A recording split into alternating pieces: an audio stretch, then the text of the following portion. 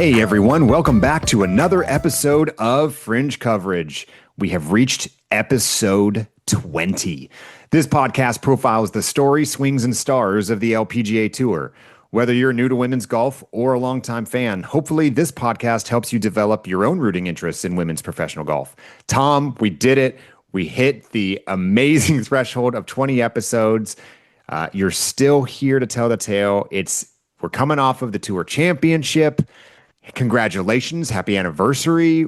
How are you feeling after a very exciting week of golf and first season under our belt? I'm feeling great. People didn't think we'd get here, but we made it. All the haters. It was a fun wind down to the season. It was an enjoyable tournament. Like I asked for, the cream rose to the top. The number one player in the world took what was hers. Man, yeah, you got exactly what you wanted. That other than our picks, which I'm just going to do I'll just do my victory lap now. Thank goodness you clipped me again on head to head, but neither one of our picks were really in high end top 10 contention. So while you won with your Charlie clipped Grace Kim by one, so Tom wins yet another week of picks to end the season on a pretty decent heater. Luckily, I built up enough of a lead to start the season while Tom was still learning the LPGA that I walk away with a season win. But let's give flowers where they're due, man. Number one player in the world for the second straight year, Jeeno Thitikul wins the CME Group Tour Championship, takes home a $4 million winner purse for the second straight year. She knows how to cash them, and we're going to get into some. I think you've got some questions later about can she win big events when it comes to majors? While this is not a major, this event, she shows up when it matters. So just incredible week for Jeeno. We've got a lot to get to in this episode. We're going to cover the CME Group Tour Championship. For those of you that have seen a lot of news come out of the LPGA, Tom and I are going to spend some time in a future episode kind of breaking down all of the news. So today we're just going to break down the CME final Tour Championship of the year and kind of get some thoughts as we look at the end of the year. But Jeeno wins for the second straight year. She shoots 26 under par. I said it last time. That's just too low, man. We got to. I'm not. I know it's a lot of birdies, and I think there are people out there who I think love seeing that.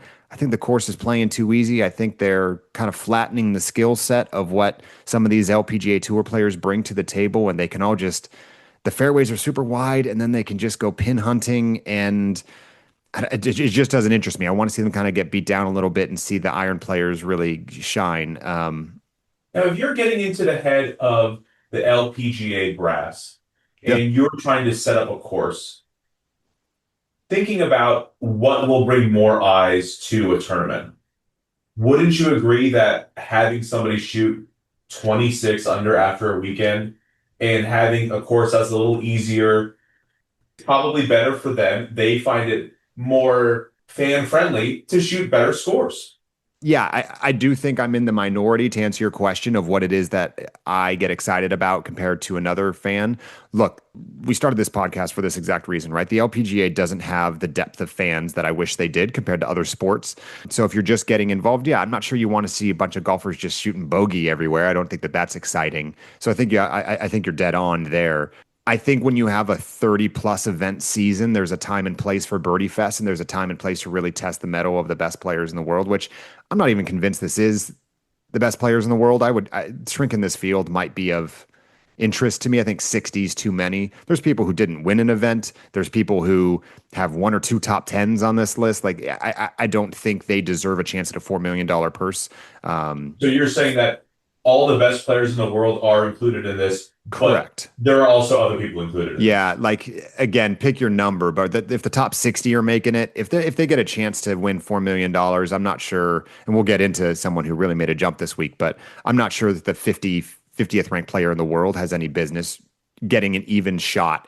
And that's where I think, if you're not doing starting strokes, if you're not staggering the field at all, if someone who's ranked 50th and has 3 top 10s on the year gets to compete on this level footing as Jeeno Thitikul, I don't think that that's fair to Jeeno, much less the top 15. So whether the number's 25, 30, 40, you could probably fit me somewhere in that range. But yeah, I mean, the best players are there. And so, but yeah, the course played real easy as witnessed by 26 under winning it. just for some context of what really happened on the course, Jeeno played solid golf all 4 rounds. She ended up shooting 67, 63, 64, 68. Look, when the number one player in the world goes Friday, Saturday, 63, 64, good luck chasing her. She's just too good. She ends up winning by 4 over Pajari Ananarukarn, who was the number 60th ranked player. She was the last player in this field. She had one top 10 on the entire season, I believe, early, might have even been the first event, second event of the year. Pajari and Jeeno are actually very good friends. I think it was a comfy pairing and all of that stuff, but Pajari didn't belong in this tournament. No shade thrown at Pajari. I just don't think the top 60 should have been there. And yet, Pajari proved her mettle this week, right? And on any given week, anyone can get hot. She ends up shooting 22 under, which I think would have won this event, some of these years, but she had, the number one player in the world just going bonkers again. Yeah, Yeah, you have more of a history with the LPGA and the PGA than I do. So, was there ever a time where your ranking going into the final tournament had any kind of advantage for the player? The number one player in the starting world strokes. has the most points. What's that? Right. So it sounds like up until last year, the PGA Tour did starting strokes, right? So Scotty Scheffler would enter the Tour Championship starting at 10 under par, and the 60, I think they took top 30. Number 30 started at even par. So Scotty starts the week with a 10-shot lead on the last player in the field because he earned it through his season play. There has not been a version of that on the LPGA. It's a very contentious thing because it's not a fun tournament to watch when there's someone like when the best player in the world gets spotted 10 strokes or 2 strokes to the second place player. There's always kind of this discussion of you should just have a player of the year award, which when the season is done going into the Tour Championship, you say, hey, congrats, Scotty, here's your check, or congrats, Jeeno, here's your check. And now there's a singular tournament that the best got access to, which is why I don't like 60 making it. I say, okay, Yeah. Give Jeeno her flowers, give Jeeno her Player of the Year award, wipe the deck clean, choose your number of people that you think deserve to play in a winner take all, or not winner take all, but obviously winner take a lot. Right. And the nice thing about this, for those that don't know, is the top 60 are guaranteed cash. There's no cut. Last place 60th got $55,000 just for being in this tournament. So there's a payday there. I'm not sure I care about that as much as I want to see that. I just want to see the top 30 go at each other. I think is where I net out, and 30 is maybe an arbitrary number. But no, I do think they there's have, something to be said for having the regular season matter a little bit more. yeah, Like the regular season, I'm considering this like the championship, the playoffs, or whatever. I mean, kind of sure, like an F1 thing where there's qualifying, right? Depending on how you did yeah. before that, this Hmm. is where you are seated. This is where you're stacked. So, yeah, I think it is kind of weird for the number 60 player in the world to finish second. I think that probably would have been a very bad look if she had won the whole thing. Yeah, but to your point earlier about trying to create buzz, I mean, CM like there would whether people liked it or not, people would have talked about the person in last place got in on even footing and ended up winning. The LPGA probably benefits from the talking heads of the world debating it because Yeah, it's it's kind of like a March Madness type thing, or right. as I affectionately call it, a Marks Madness, where yeah, you like the Cinderella stories, but the Blue Bloods are kind of nice to watch win too, right? Like Totally. a who's been dominant for a while, and you get to see them actually win, and Well, because and they were ranked number one or two because of how good they are. So this may lend itself more to where you're going. There has been a discussion, or I don't know if discuss at what level, I don't know, but there has always been the debate about whether this should be a match play event. So, okay, you mentioned March Madness, right? So the top 16, the top 32 get that even, number for a bracket and say, what if it's the top 24 and the top 8 get buys, right? So now you're rewarding regular season play. Jeeno, you're the number one player in the world. Maybe you get 2 buys if you're the first, Nelly and Jeeno or whoever number 1 and 2 were, get an early round buy in match play, and then people just it's single elimination and you play your way to the championship. There's I think people love brackets. I think that's a fun thing to watch. I think golf's a tough match play watching sport just because it's in everything else you're watching one game or maybe a few at one time. You're going to have 8, 16 matches on a course at one time. The TV coverage is really hard to follow all of that. You're kind of just looking at ESPN at the end of the day to see who won. and then another issue Um, with that with all these buys, then you're not showcasing the top eight players or something. They're sure. not playing. in that first Yeah. round, whatever it is. So that Yeah. might So be. people might, yeah, your ratings early on in that tournament may not be great. But then once you And get to then we the go big, back to that discussion we had a couple weeks ago with the rest versus rust, where the number one player in the totally. world might not want to take 2 weeks off. That's well, and that, well, here's the thing though. If you did it, it wouldn't be weeks, it would be days. So, like, what you Oh, would do is take a 4 day tournament. Gino would get the bye on Thursday and play Friday. So, like, we're talking a day. So, I don't know that that would necessarily be a huge piece of it. But again, I think you make a really interesting point of like, ratings would get crushed for any day that Nelly or Gino's not on the TV.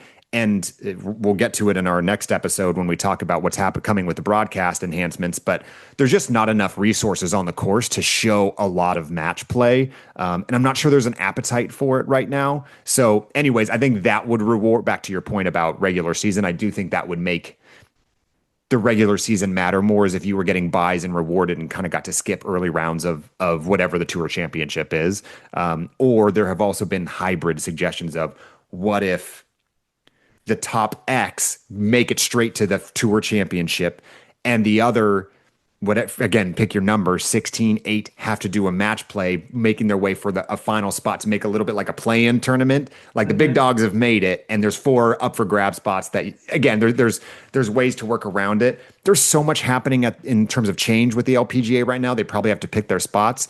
They also have a giant sponsor in CME who's putting up this $11 million purse each year to keep happy. So they probably kind of, I'm sure there's a lot of change they'd like to make. And they're doing some of it, and we're going to talk about it. But yeah, this is an imperfect end of a season, I think. And I think it just goes back to what we've talked about. If there's 5, the biggest events are middle of the season for this. This tour, the biggest events are the AIG Women's Open and the US Women's Open. And they happen in the middle of the season. And then they're supposed to stay peaking until this, because that's when a big purse comes. Yeah. It's definitely just, as you and I, as traditional sports fans, team sports fans, we really have to adjust our brains to how we process this sport and appreciate it, because consistency really becomes king or queen in It this is a case. little different. I mean, as a sports purist, like I assume you are, like I don't even care for the NBA Cup. I think that's kind of a weird thing. I think it's kind If, of a cash grab. what is it? Yeah, it's a Right. I coin mean, grab. if there was something like where even in the LPGA, if they decided to do a tournament, if they said, "Oh, if you won the Evian, then you automatically make the CME at the end of the year." Sure. And with points, that probably is the case, Yeah. right? So But you're right. You're right. Like, let's make sure we're and that's where, talk about something that I've not done a deep dive on, is how does the point system weight, WEIGHT, weight out? Like, is it weighted appropriately? Is it, like you said, they're stacking the majors just fine, but should every other tournament be created equal? They kind of just say if you win a tournament, you get 500 CME points, but some are full field 144 player events, some are 70-person events. I have not gone to the level that I'm sure the LPGA has of looking at what point total should be assigned to each thing, because again, I'm not I would sure love to everyone's go through there. and see are the top players on the LPGA Rolex rankings, are they skipping a tournament the week before a major because they want to prep for the major? And to your point there, should that tournament be weighted less? Yeah, because Do you're we right. I know mean, the value of each tournament going into the season, or do they say, hey, if the average rankings of these players don't meet this threshold, then the tournament's now worth less? That might get yeah. really messy, but it is something to think about. Well, I mean, it's something the PGA does, and I would, I might be speaking out of turn here, but I think the way the LPGA looks at it is when it comes to the race to the CME, it is a very straightforward process of you win a tournament, you get 500 points. Doesn't matter whose strength of field does not really come into those calculations. It's predetermined.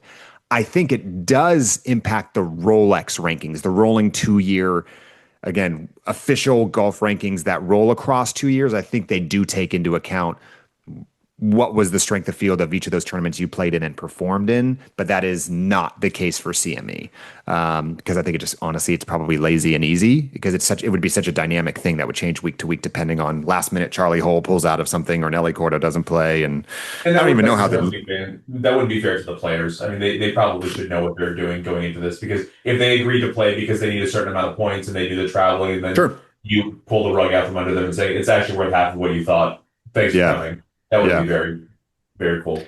It's very interesting discussion. And a good, honestly, when there's good water cooler talk, I think that's good for this sport. I don't know that enough people know about this topic to discuss it, but I do think it garners interesting discussion when possible. Let's dive into a little bit to Jeeno here. So just on her week, she only had 3 bogeys all week. We've been previewing and tracking the player award races all year long. Goes without saying, Jeeno wrapped up Rolex Player of the Year. She wins the Vare Trophy, which is the annual scoring average. So she had the lowest scoring average on tour. She wins the money title, which she ends up with that $4 million just from this week alone, ends up $7.5 million on top of last year's $6 million. $13.5 million in 2 years on the LPGA tour is she's cashing checks, man. That is unheard of money. Here's the thing about Jeeno that I think will probably tee up some questions you have as well. Jeeno, not only did she win the Vare Trophy for scoring average, she set the all-time single season scoring record. She beat Annika Sorenstam's record from early 2000s. So her scoring average is 68.6. That means she's averaging 3.5 under par every round. That's nasty in itself. Strokes gain data, again, this is kind of how you compare yourself to the average tour player. Jeeno's strokes gained for the year is 2.96. In other words, Jeeno starts a tournament basically 3 strokes better than the average golfer per round. Mm-hmm. 4-round tournament, your spot. If you're an average tour pro, you're number 70 on the list, you're spotting her 12 strokes before you've even put a club in your hand on the first tee. And so you're going to have to really make up ground on any given week. She increased her strokes gained by half a shot per round from last year when she was also the player of the year. Half a stroke a round, that's 2 shots better a tournament. This is the number 1 player in the world. She has lengthened her lead over Nelly in the Rolex rankings, number 1 in the world. She had top 10s in 14 of her 20 events. There is a lot to say about Jeeno, and let me just call something out that we mentioned a couple episodes ago. Jeeno, with this win, won 3 times this year. The only player to win 3 times this year. She and Miyu were the only ones that had won twice in this year of parity. We came off a year last year where Nelly Korda won 7 times, the opposite of parity. She dominated everything. We'll get into Nelly in a second. But use that as a backdrop for what I'm about to say. Jeeno wins 3 times. Jeeno was a fluke 4-putt on the 18th green of the final round against Charlie Hull away from winning the Kroger. She was a Grace Kim miracle finish away from winning the Evian, a major, which will play into our discussion later about her lack of performance thus far in majors. We were a 4-putt and a miracle away from Jeeno being a 5-time winner this year. And there are other top 10s and runner-ups. I believe she finished runner-up to Miranda Wong in that tournament as well. We're going to remember Jeeno's year as the year that the year that Nelly won in 2024. She won 7 times. Look, it's Jeeno's fault she 4-putted. It's not Jeeno's fault that Grace came and got her in the Evian. This season is really impressive when you start kind of zooming in and seeing all the strokes gained, all the stuff we just talked about. This is one heck of a year that I think you and I might look back on and say that was way better than we remember it being if you just look at 3 wins. The resilience really stands out because, yeah, to be able to come back after the Grace Kim miracle and the 4-putt and still be able to pull out a couple more wins after that happened, that's better.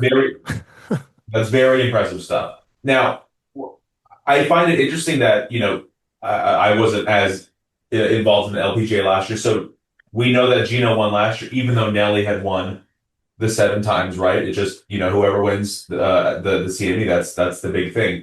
Now, I'm assuming that if you were to pull Jeeno aside and say, how would you grade your season this year? I mean, having the most wins on tour is great. Winning the CME, winning the Player of the Year is all well and good. Would you assume that she would feel like incomplete just because she hadn't actually cashed in that major yet? So, because we're talking about Jeeno has a very affable personality that I think she's very good at bouncing back, to your point. So I think it depends on who you ask. If it's Jeeno herself, I think first of all she's going to say all the right things and say I'm pretty proud of the season I had, especially given she had a pretty volatile season based on what you and I just said, right? There's a lot of winning. There were lows. She's talked multiple times about crying after Kroger and the Evian. Like, so, I mean, it has not been all roses for her. And especially without winning a major, she has people chirping that, okay, so now she's just the best player to have never won a major. Gino's 22 years old, ladies and gentlemen. Like, and so she's already won $17 million, 55 career top tens. She's 22 years old. So Seventh in career earnings all time. seventh in career earnings, inflated a lot by the $8 million she's won in these two tour championships in back-to-back years. But she's only been on tour since 2022. So I think every year she's getting better. I think that's what she would say to answer your question. I don't think she would say incomplete. I don't think Gino's the kind of person that sets goals that says like, for it to be complete, I need a major and a this and a that. I think she would say, I think I let a few get away. I'd like a couple shots back, which every golfer in history has said. Hers is just in more magnitude because, again, she could have had a noticeably better record, including majors. Because she missed a cut in a major this year. Like she did not. It's not like she was beating down the door in every major. So I think if you got Jeeno one-on-one, which Jeeno, if you're listening, we would love to have you one-on-one or one-on-two in this case. I think Jeeno would say, I'm really happy with the season I had. I'm really happy with the way I bounced back week to week. If you ask her 5 years from now, look back at 2025, what do you think? I mean, spoiler alert, I think Gino's going to say, I think that became a launch pad for everything that came next. Yeah. So But if you had to say right now, is Jeeno winning a major in 2026? I would say yes. Yeah. I, I would flirt with saying multiple, but Jeeno has not proven herself enough for me to say that in majors. And the reason being, and we this is well chronicled, at least we've talked about this. Jeeno wins when they go low. When it's birdie fests or when you have to chase, give me Jeeno all day. When Geno's got a putt to win on the 18th green, I mean, we saw firsthand what happened at Kroger and she choked it. And that sounds like harsh criticism, but when you're number one player in the world, you kind of ask for some of this and talk about nitpicking, right? That's not to say she had a bad season. She had a bad hole. And back to the whole how they set up the course, majors are set up harder. Majors are set up for you. If you miss your spot by a little bit, it's very penal. So Jeeno has to prove that she can play on the hardest stage. And I think her game can. I have no doubt that Geno's game can and should perform well at majors. She hasn't yet. And that's where I will bring back the sentence I've said 3 times already. Jeeno is 22 years old from Thailand, figuring out how to do her interviews in English still. There's a lot that goes on to being an international player, especially when you're number one player in the world and there's a lot of media demands. Geno's doing just fine. She's going to get hers. I think it'd be an interesting over-under on how many majors Geno's going to have in her career at 22.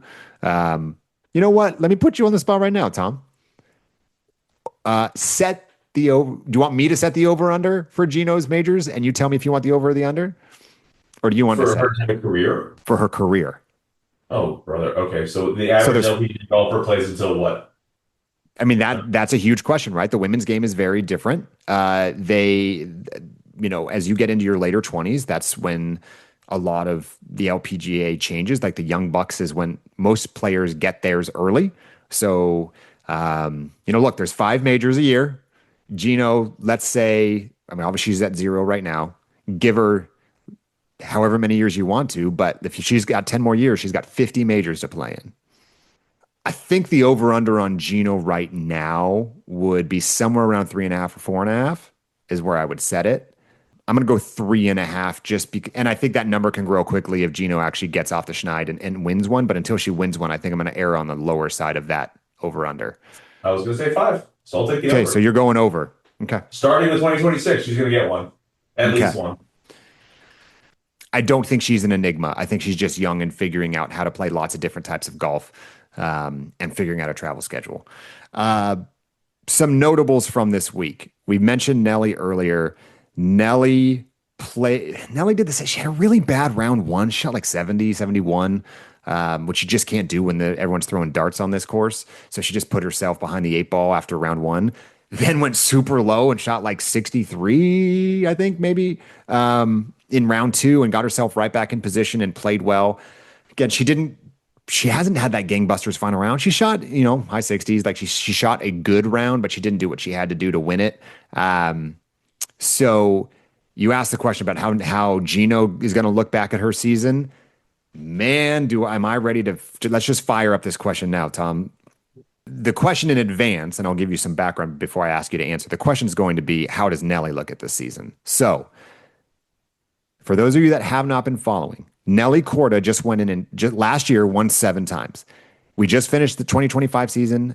Nelly Korda did not win a single golf tournament. The reason that is notable, for beyond obvious reasons, is Nelly finished second in the Vare Trophy standings of scoring average that we just finished saying Jeeno won. She had the second best scoring average of anyone on tour, and it was better than her scoring average last year when she won 7 times. So Nelly played better golf, shot better scores this year, and had 0 wins versus last year when she had 7. Her strokes gained, she's third overall. There's no noticeable dips. Her game, like if you zoom in on putting or if you zoom in on approach play, Jeeno got her an approach play a little bit this year, I think is where you maybe see some separation. But overall, Jeeno was better than everyone. She was 7/10 of a shot better than Nelly every round. I mean, that's not nothing. That's what, 3 shots around.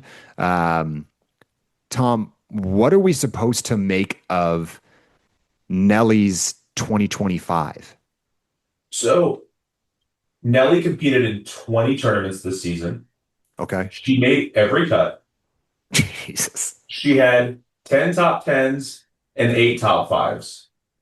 Now, had this been anybody else putting up these sort of numbers, we would say that's an Killer incredible season. Yeah. well done. If it were anybody else who hadn't won 7 times last year, we wouldn't be having this discussion. But the fact that it's, a top 2 player in the world, she was a former number 1.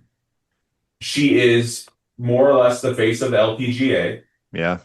She's the most well-known golfer.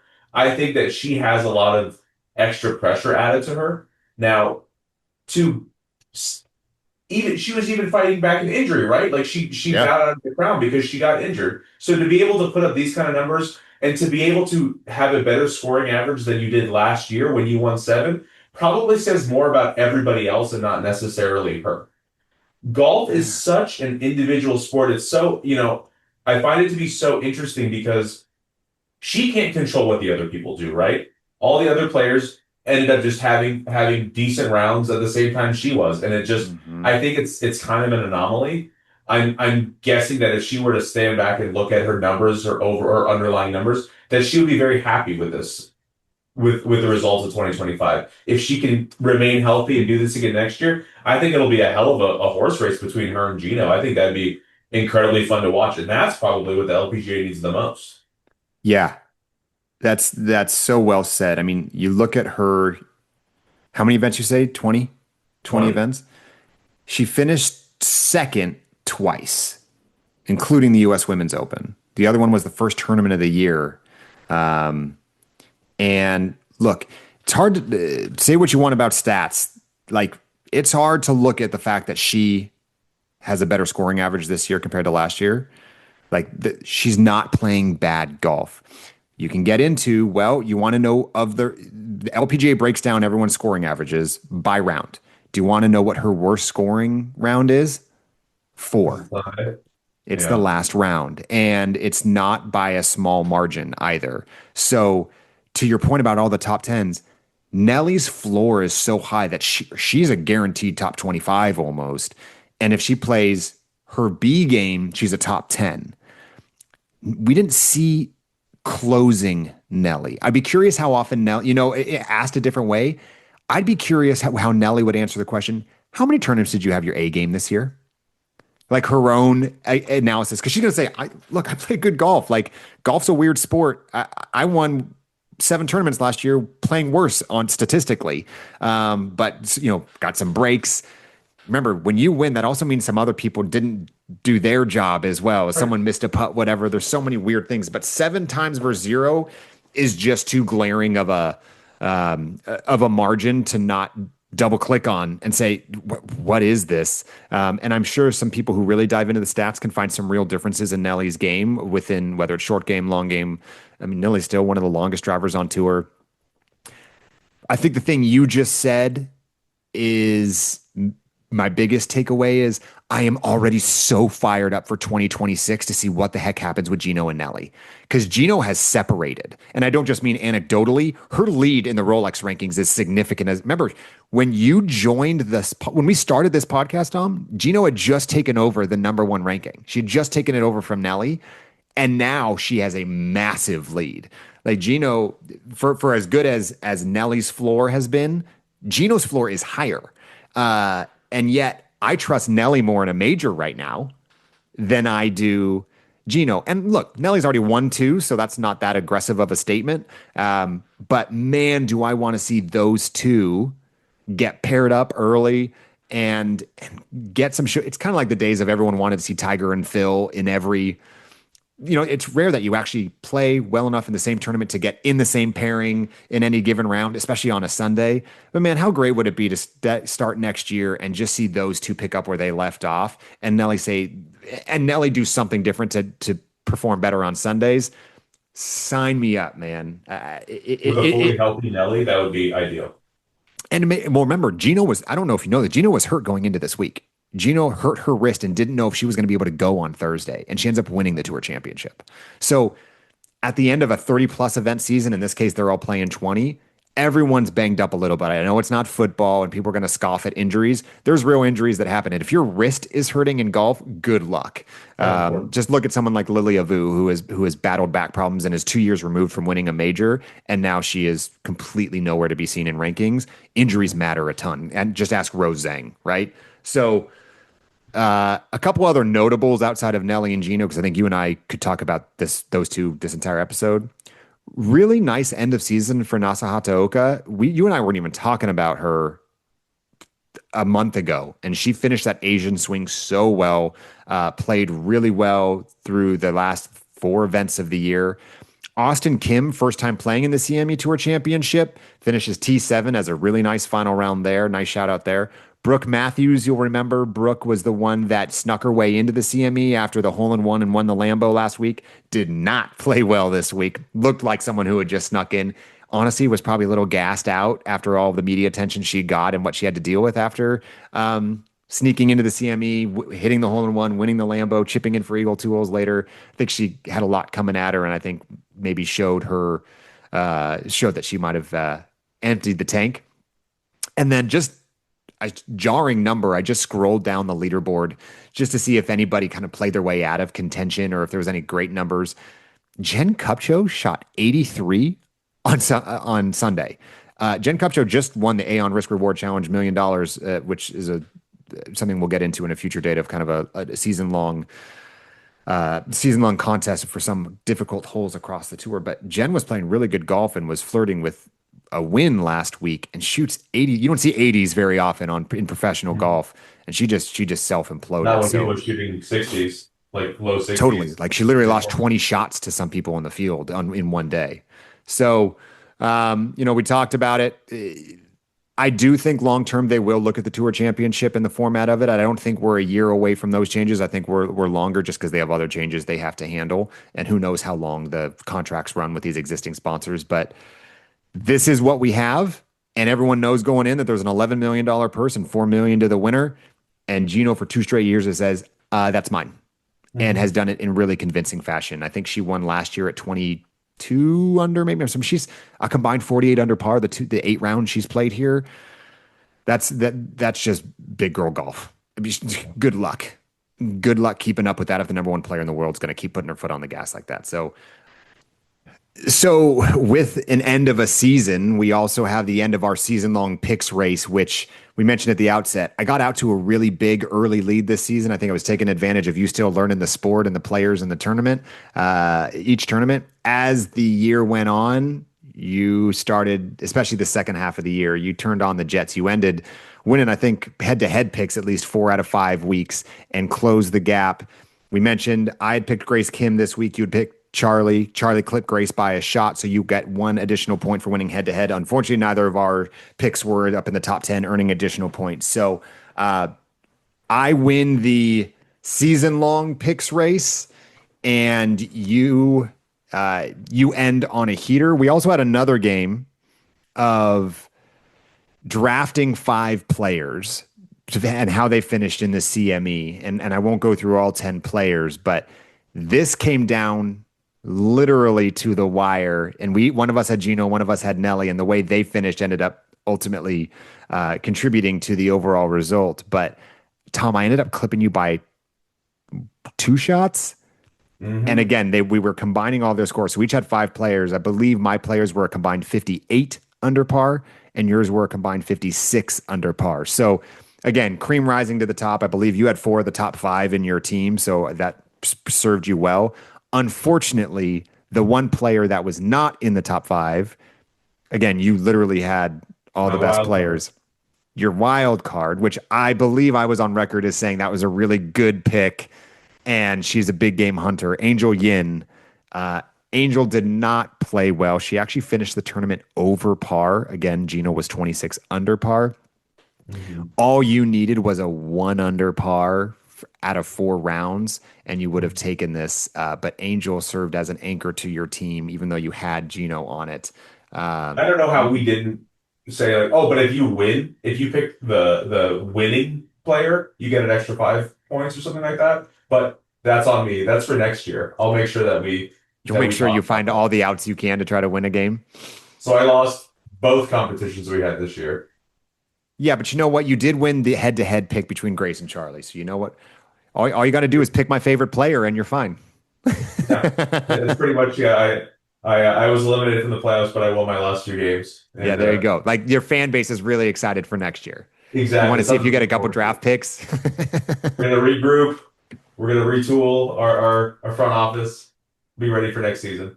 Well, so speaking of next season, like this is, well, before we get there, Tom, you sent me, I got a package earlier this week, and I Hmm. was a little confused because very quickly I saw it was from you, and it was fringe coverage logoed golf balls. And for those of you listeners, you'll remember that our stakes for one of these season long picks was the loser has to buy the other one fringe coverage logoed merchandise.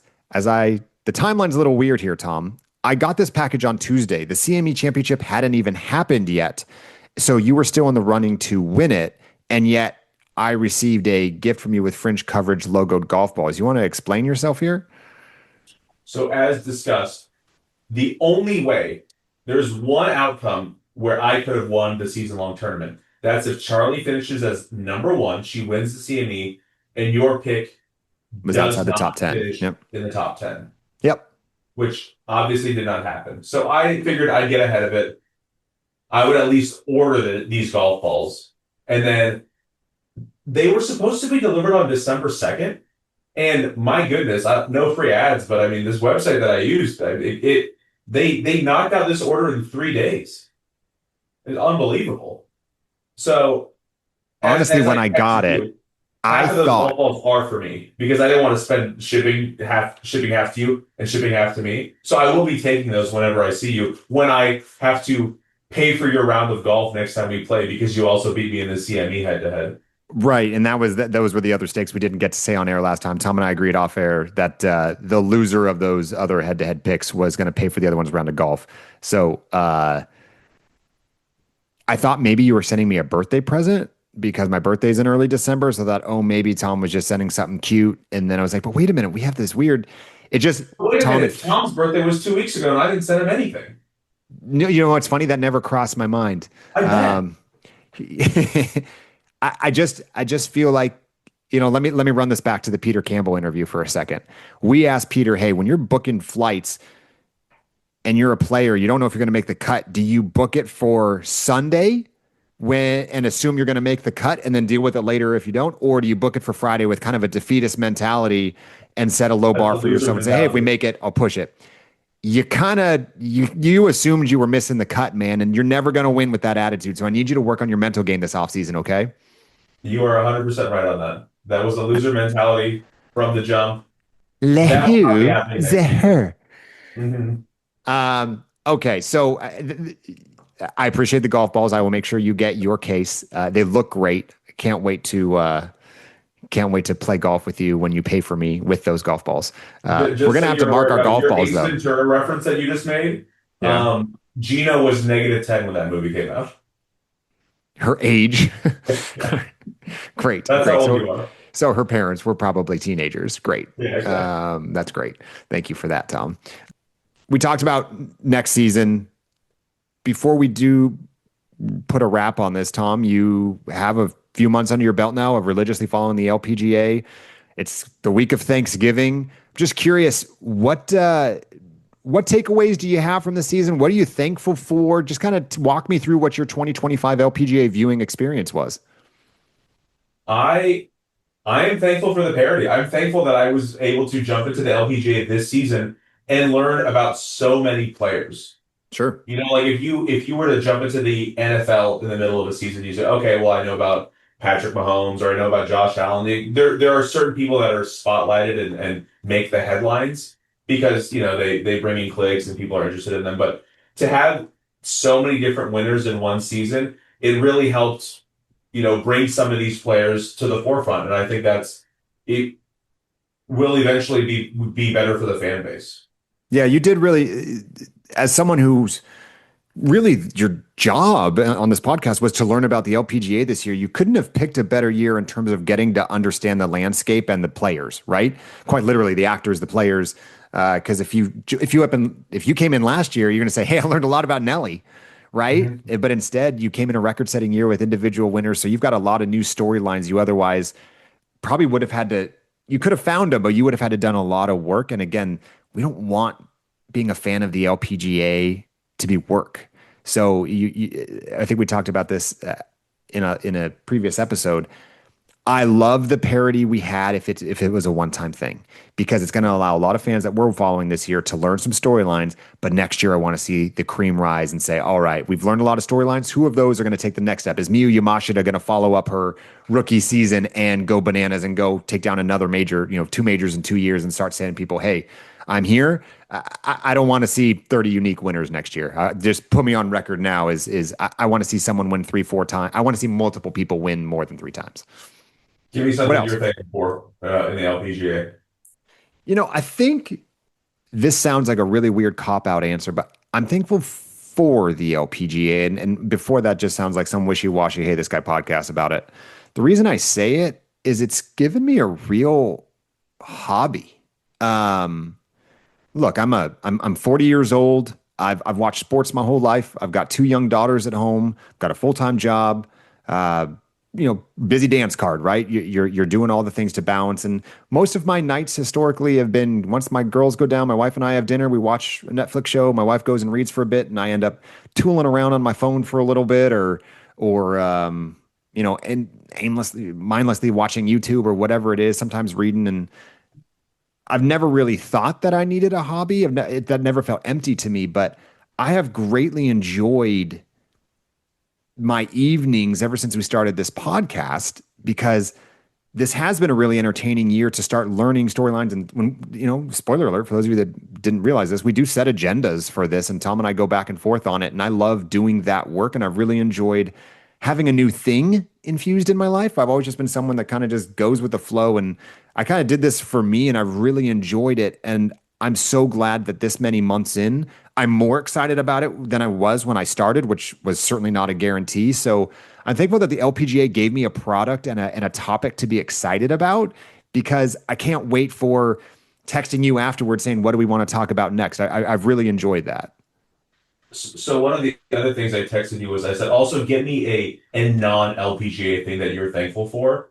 And Yeah. since you just kind of copped out on that answer, my cop out on my answer for a non-LPGA thing I'm thankful for is you because of all the work. Yeah, I know.